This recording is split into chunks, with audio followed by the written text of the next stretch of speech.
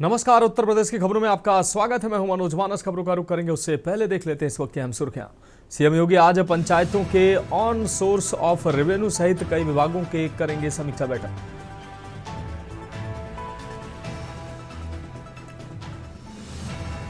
सपा प्रमुख अखिलेश यादव ने सीएम योगी को बताया घुसपैठिया, कहा उनको उनके राज्य में भेजा जाए। 25 नवंबर को रंग बिरंगी लाइटों से सजेगी अयोध्या नगरी। 500 कुंटल फूलों से भी सजेगा मंदिर परिसर। मार्ग पर जलेंगे 2000 दिए। संभल में इनकम टैक्स की टीम ने मीट कारोबारियों के ठिकानों पर एक साथ की छापेमारी। 70 गाड़ियों में पहुंची आयकर टीम। यूपी में 1.5 करोड़ की कीमत का मिलावटी खोया हुआ जब्त। नकली तेल भी हुआ बरामद। 17 अक्टूबर तक चलेगा अभियान। दिसंबर से फरवरी तक कई ट्रेनें आंशिक निरस्त। कोहरे के कारण रेलवे ने लिया संचालन पर बड़ा फैसला। आप देख रहे हैं के न्यूज, खबरों का सारथी। और अब खबरें विस्तार से। अहम खबर से बुलेटिन की शुरुआत करेंगे उत्तर प्रदेश की राजधानी लखनऊ से। अहम खबर है, जहां दीपोत्सव पर अयोध्या में भव्य मंचन होगा। दीपोत्सव पर अयोध्या आएंगे 5 देशों के कलाकार। अंतर्राष्ट्रीय रामलीला का होगा भव्य मंचन। रूस, थाईलैंड, इंडोनेशिया के कलाकार इसमें शामिल होंगे। नेपाल, श्रीलंका के कलाकार भी पेश करेंगे श्री राम की लीला। नेपाल श्रीलंका की पहली बार लक्ष्मण रामेश्वरा की प्रस्तुति होगी। आपको बता दें, लक्ष्मण रावणेश्वरा की प्रस्तुति होगी। दीपोत्सव 2025 में लाखों दीपकों की रोशनी होगी। दीपोत्सव में सांस्कृतिक महोत्सव का भी अनोखा अनुभव देखने को मिलेगा। सीएम योगी की पहल से अयोध्या अंतर्राष्ट्रीय सांस्कृतिक केंद्र बनती नजर आ रही है। तो दीपोत्सव में सांस्कृतिक महोत्सव का अनोखा अनुभव होगा।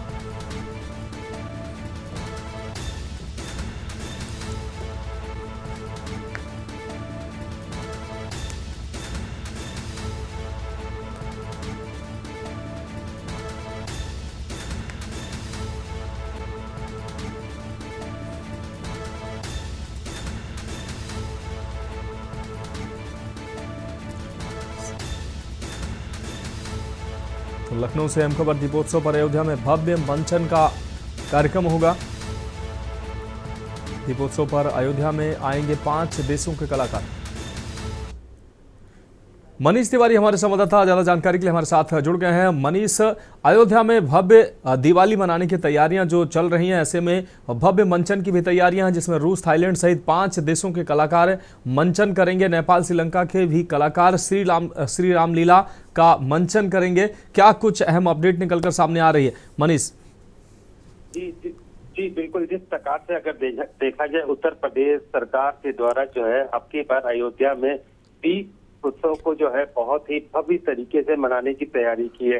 करीब 28 लाख जो है अब की बार जो है दीप जलाने का जो है घाटों पर तैयारी की गई है। इसमें देखा जा सकता है कि इस बार जो है 5 देशों के जो कलाकार हैं वो इस दीप उत्सव महोत्सव में जो है सम्मिलित हो रहे हैं, जिसमें रूस, थाईलैंड, इंडोनेशिया, नेपाल और श्रीलंका। और सबसे अहम अगर बात की जाए कि नेपाल और श्रीलंका जो अयोध्या की के यहाँ के संस्कृत से कहीं ना कहीं कुछ पार्ट से जुड़ता हुआ नजर आता है। इसको देखते हुए लक्ष्मण और रामेश्वरा की प्रस्तुति जो है नेपाल और श्रीलंका के द्वारा की जाएगी। हर पहलू पर देखा जाए, नेपाल कहता है कि सीता मैया का जन्म जो है नेपाल में हुआ था, और श्रीलंका के बारे में सभी लोग जान ही रहे हैं कि तो हर एक पहलू से जो है ये जुड़ते हुए नजर आ रहे हैं। और जिस प्रकार से 5 देशों के लोग जो है कलाकार जो है दीप महोत्सव में जो है सम्मिलित होकर के अपने द्वारा उनके कार्यक्रम भी देखने को मिलेंगे। तो कह सकते हैं कि जिस प्रकार से अब की बार दीप उत्सव का तैयारी की गई है, पिछले रिकॉर्ड को तोड़ने की तैयारी की गई है। 22,000 लोगों को लगाया गया है दीप उत्सव की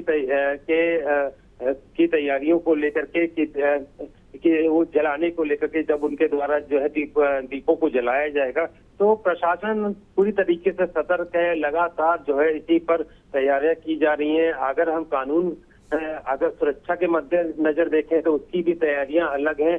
क्योंकि इसमें वीआईपी लोग लगातार यहाँ देखने को मिलेंगे। जिस प्रकार से 5 देशों के कलाकार जो है यहाँ पर पहुंचेंगे, तो हर एंगल से जो है उत्तर प्रदेश सरकार जो है तैयारी में जुटी हुई है और दीप उत्सव को भव्य रूप में को करने का पूरा संकल्प लिए हुए हैं। इसी के तहत लगातार इस प्रकार के प्रोग्राम हो या बाकी की रणनीति हो, वो उत्तर प्रदेश सरकार के द्वारा की जा रही है। जी हाँ बिल्कुल, मनीष तिवारी, तमाम जानकारी के लिए आपको बहुत शुक्रिया। तो दीपोत्सव को भव्य बनाने की तैयारियां एक तरफ चल रही, दूसरी तरफ अयोध्या में जो है वो अंतर्राष्ट्रीय जो श्री रामलीला का मंचन की विशेष प्रस्तुति होगी। 2025 की जो दिवाली है अयोध्या की, वो विशेष होने वाली है। दीपोत्सव में सांस्कृतिक महोत्सव का भी आगाज देखने को मिलेगा। श्रीलंका, नेपाल, थाईलैंड और कई अन्य देशों से कलाकार पहुंचेंगे और अपनी प्रस्तुतियां देंगे। और अब बढ़ेंगे अगली खबर की ओर। सीतापुर से अहम खबर, जहां संदिग्ध परिस्थितियों में झुलसी युवती, हालत गंभीर बताई जा रही है। गंभीर हालत में जिला अस्पताल में कराया गया भर्ती। तो डॉक्टर ने हालत गंभीर देखते हुए लखनऊ रेफर किया है। अपने बाबा के साथ अकेली रहती थी युवती। पुलिस मामले की जांच पड़ताल में जुटी हुई है। थाना खैराबाद क्षेत्र के मखुआ चौबेपुर गांव का यह पूरा मामला है।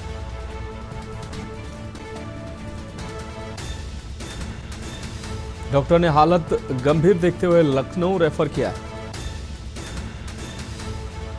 अपने बाबा के साथ अकेली रहती थी युवती। पुलिस मामले की जांच पड़ताल में जुटी हुई।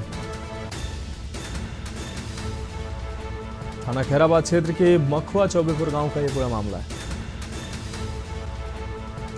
तो सीतापुर से अहम खबर, संदिग्ध परिस्थितियों में झुलसी युवती की हालत गंभीर हालत में जिला अस्पताल में कराया गया भर्ती।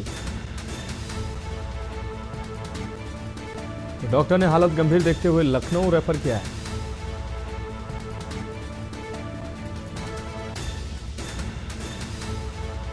अपने बाबा के साथ रहती थी युवती। डॉक्टर ने हालत गंभीर देखते हुए लखनऊ रेफर किया है।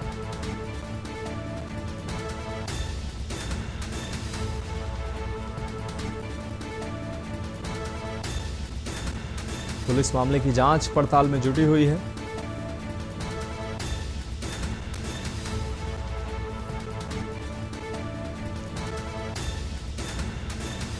तो सीतापुर से अहम खबर, संदिग्ध परिस्थितियों में झुलसी युवती की हालत गंभीर बताई जा रही है। गंभीर हालत में जिला अस्पताल में रेफर किया गया, जहां से हालत गंभीर देखते हुए डॉक्टरों ने गंभीर हालत में लखनऊ रेफर किया है युवती को। अपने बाबा के साथ अकेली रहती थी युवती।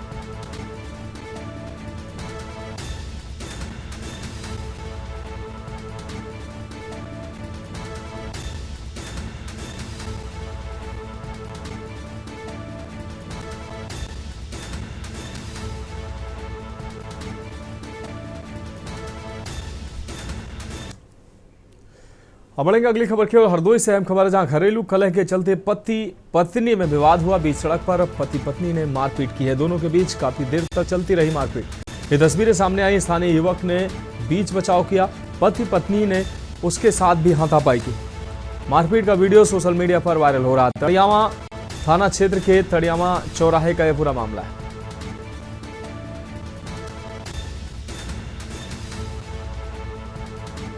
स्थानीय युवक ने बीच बचाव की कोशिश की। उसके साथ भी पति पत्नी ने हाथापाई की है।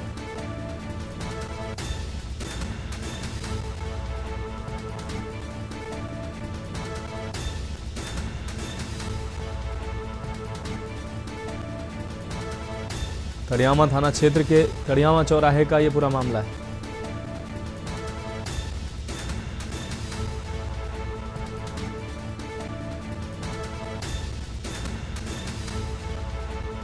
बीच सड़क पर पति पत्नी के बीच मारपीट की तस्वीरें सामने आई। दोनों के बीच काफी देर तक मारपीट चलती रही।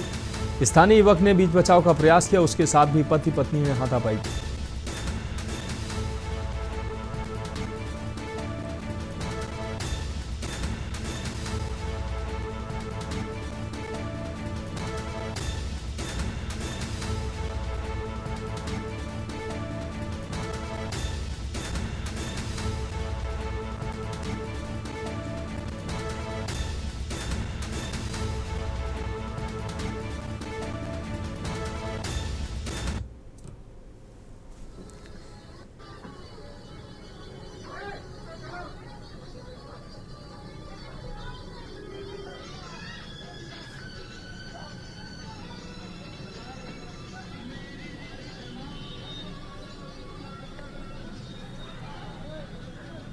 तो घरेलू कलह के चलते पति पत्नी में विवाद देखने को मिला, जिसके बाद बीच सड़क पर पति पत्नी मारपीट करते दिखे। एक स्थानीय युवक ने उनको बचाने का प्रयास किया, बीच बचाव करने का प्रयास किया, उसके साथ भी दोनों ने पति पत्नी ने हाथापाई की। अब बढ़ेंगे अगली खबर की ओर। गाजियाबाद से अहम खबर, जहां हंस गार्डन में मोबाइल टावर को लेकर बवाल बढ़ता नजर आ रहा है। स्थानीय लोगों ने टावर लगाने का विरोध किया है। विरोध करने पर गाली गलौज और बढ़ा है तनाव। विवाद का वीडियो सोशल मीडिया पर वायरल हो रहा है। प्रशासन से कार्रवाई की मांग की गई है। लोनी बॉर्डर थाना क्षेत्र का यह पूरा मामला है। विवाद का वीडियो सोशल मीडिया पर तेजी से वायरल हो रहा है। विरोध करने पर गाली गलौज देने की घटना सामने आई, साथ ही बवाल और तनाव बढ़ा है। तो टावर लगाने का विरोध किया जा रहा है। प्रशासन से कार्रवाई की मांग की गई है। लोनी बॉर्डर थाना क्षेत्र का यह पूरा मामला है।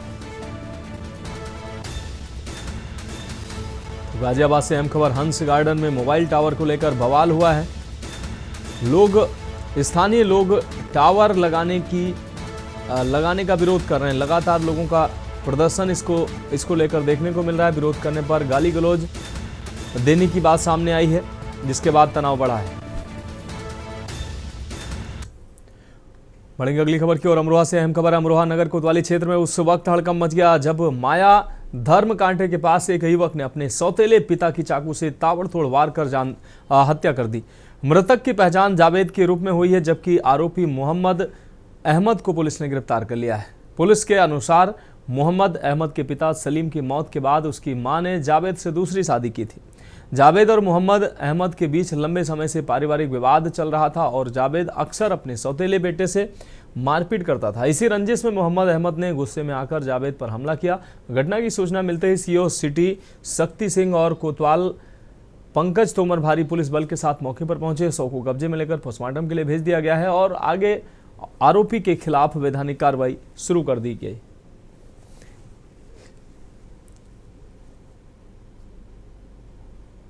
आज दिनांक 14/10/2022 को 112 द्वारा अवगत कराया गया। माया धर्म कांटा के पास मन्नत हॉस्पिटल के पीछे अमरोहा नगर में मोहम्मद अहमद पुत्र फहीम अहमद द्वारा अपने सौतेले पिता जावेद के गले में चाकू मार के हत्या कर दी गई है। इस सूचना पर अमरोहा नगर की पुलिस द्वारा तत्परतापूर्वक कार्रवाई करते हुए उक्त मोहम्मद अहमद को हिरासत में लिया गया तथा उससे घटना में प्रयुक्त चाकू भी बरामद किया गया है। उक्त मोहम्मद अहमद ने पूछताछ में बताया कि उसके पिता फहीम की मृत्यु हो जाने के बाद उसकी मां ने उक्त जावेद से पुनः विवाह कर लिया गया था। उक्त जावेद उसको मारता पीटता था तथा परसों भी उसके द्वारा पुनः उक्त मोहम्मद अहमद के साथ मारपीट की गई थी।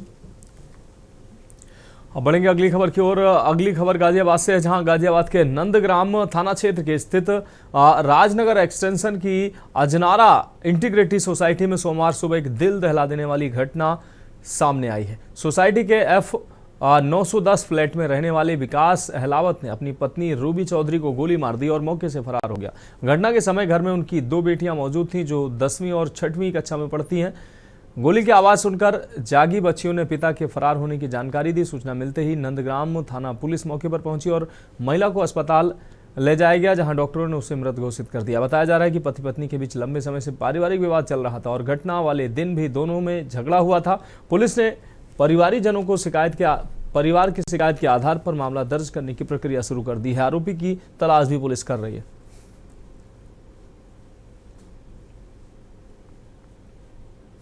2025 को थाना नंदग्राम पे सूचना प्राप्त हुई कि Rajnagar extension Ajnara integrity apartment में एक व्यक्ति विकास सहलावत पुत्र विजय सहलावत ने अपनी पत्नी रूबी को गोली मार दी है।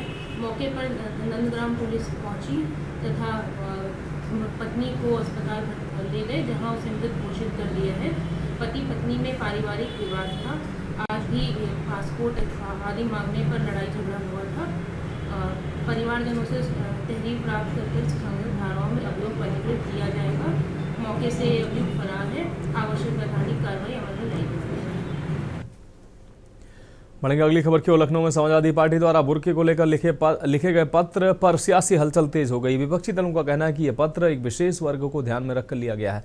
वहीं एनडीए गठबंधन को लेकर भी बयान सामने आया है। ओम प्रकाश राजभर की पार्टी भले ही एनडीए में शामिल हो, लेकिन इसका ये मतलब नहीं कि हर राज्य में सहयोगी दलों को सीटें दी जाएं।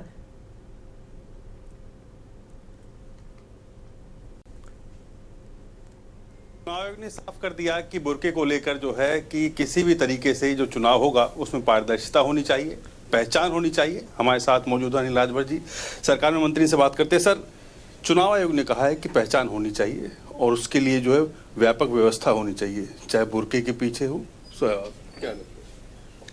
और मैंने सुना है समाजवादी पार्टी ने चिट्ठी लिखा है चुनाव आयोग को। एक धर्म विशेष के लोगों को अपनी पहचान बताने में इतना दिक्कत क्यों हो रही है, और उनके जो संरक्षण करने वाले जो राजनीतिक दल हैं उनको क्यों परेशानी हो रही है। अभी आपने देखा होगा कांवड़ यात्रा के समय कितना बवाल चला पहचान को लेकर। और अब चुनाव आयोग अगर अपने मतदाता की पहचान को सुनिश्चित करना चाहता है तो किसी को भी आपत्ति नहीं होनी चाहिए। और स्पष्ट किया है चुनाव आयोग ने कि किसी भी महिला मतदाता की पहचान सुनिश्चित करने के लिए कोई पुरुष नहीं, महिला कर्मी ही इस काम को देखेगी। किसी को कोई नहीं परेशानी होनी चाहिए। परेशानी उन लोगों को है जिनकी राजनीति फर्जी मतदान पर आगे बढ़ रही है, उनको परेशानी है। हम लोग तो स्वागत करते हैं। जितनी पारदर्शी व्यवस्था चुनाव के लिए आएगी उतना ही भारत के डेमोक्रेसी के लिए, यहाँ के लोकतंत्र के लिए उतनी ही अच्छी बात है। पार्टी जो है माना जा रहा है कि इस बार पंचायत चुनाव में भाग नहीं, जो है प्रत्याशी नहीं उतार रही, ये माना जा रहा है। क्या लगता है कि अभी से ही डर है या फिर नहीं? इस पर हम लोगों को कोई आपत्ति नहीं है भाई। उनका दल है, उनकी पार्टी है, वो लड़े न लड़े ये उनका विषय है। बाकी उत्तर प्रदेश की जनता, उत्तर प्रदेश की सरकार ने जो विकास की एक नई इबारत लिख दिया है, विकास के साथ उत्तर प्रदेश की जनता चलना चाहती है। पंचायतों को हमने मजबूत किया है, पंचायतों को हमने धन दिया है। आज पंचायतों में चले जाइए तो पूरा बदलाव आपको देखने को मिलेगा। वहीं अगर बात की जाए, आपके सहयोगी दल हैं सुभाषपा, उनके जो राष्ट्रीय अध्यक्ष हैं, आपकी सरकार में मंत्री भी हैं, उन्होंने कहा कि हम बिहार के अंदर चुनाव जो है अकेले लड़ेंगे। क्या लगता है कि एनडीए में भी जो है बहुत कुछ सही नहीं चल रहा? बिहार में वो लगातार तैयारी कर रहे थे, लगातार नेताओं से मिल रहे थे, अब इस तरीके के बयान? नहीं, ऐसा कोई बात नहीं है। हमारे यहाँ तो इस तरह की बात को राष्ट्रीय नेतृत्व तो हमारा देखता है, लेकिन कोई जरूरी नहीं कि देश भर सबके साथ हमारा गठबंधन हो। भाई किसी के साथ किसी क्षेत्र में है, किसी के साथ किसी क्षेत्र में है। बाकी जो लोग दल चलाते हैं, संगठन चलाते हैं, वो स्वतंत्र हैं, अपना चुनाव लड़ना चाहते हैं, लड़े, कौन मना कर रहा है? कोई दबाव तो नहीं बना रहे कि इस गठबंधन में कुछ उनका भी हिस्सेदारी हो जाए बिहार के अंदर? नहीं, मुझे ऐसा नहीं लगता। धन्यवाद। तो ये थे अनिल राजभर जी ने साफ तौर पर बोला कि उत्तर प्रदेश के अंदर या देश के अंदर जिस तरीके की तुष्टीकरण की राजनीति समाजवादी पार्टी कर रही है उसका जवाब जनता खुद देगी। और बात रही ओम प्रकाश राजभर की, तो वो एक राजनीतिक दल है, लेकिन एनडीए गठबंधन के साथ साथ ये कोई जरूरी नहीं कि अन्य राज्यों में भी एनडीए जो है उनको जो है सीट दे। कैमरा आदित्य तिवारी के साथ रामजी भट्ट, के न्यूज़, लखनऊ।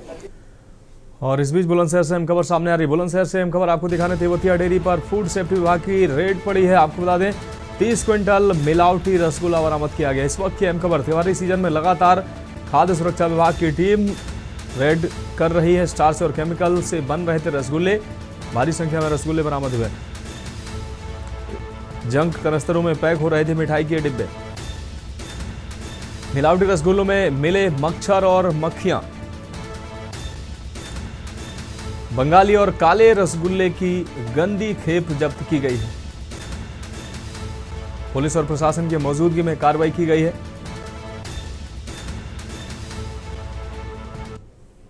रसगुल्ला बनाने की फैक्ट्री थी और इसमें 50 क्विंटल के आसपास का कुल रसगुल्ला मिला है।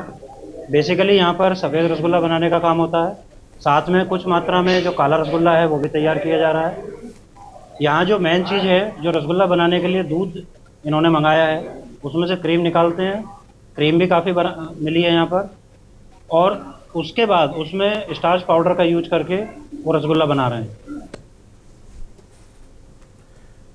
अब बढ़ेंगे अगली खबर की ओर। जालौन में सोमवार देर रात पुलिस और 20 हजारी इनामी बदमाश के बीच मुठभेड़ हो गई है। दोनों ओर से देर तक फायरिंग होती रही। पुलिस ने चारों ओर से घेराबंदी कर बदमाश को पकड़ लिया है। मुठभेड़ के दौरान पुलिस की गोली बदमाश के पैर में लगी, जिसके बाद उसे इलाज के लिए अस्पताल भेजा गया। पुलिस अधीक्षक दुर्गेश कुमार ने मौके पर पहुंचकर घटनास्थल का जायजा लिया और बताया जा रहा है कि इस इनामी बदमाश की तलाश लंबे समय से चल रही थी। मुखबिर की सूचना पर कार्रवाई करते हुए पुलिस ने उसे घेर कर गिरफ्तार किया। अब कानूनी प्रक्रिया पूरी कर उसे जेल भेजा जा रहा है।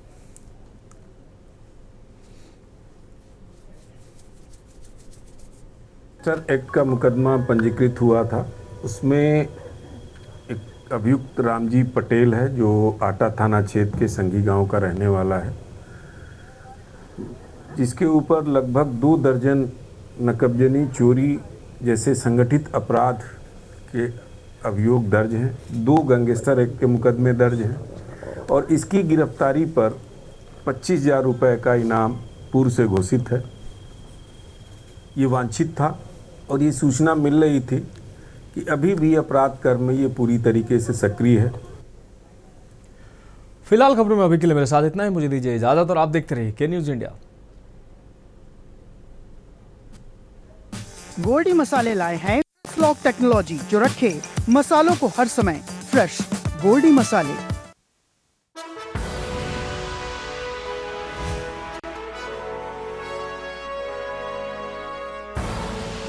आप देख रहे हैं के न्यूज, खबरों का सारथी।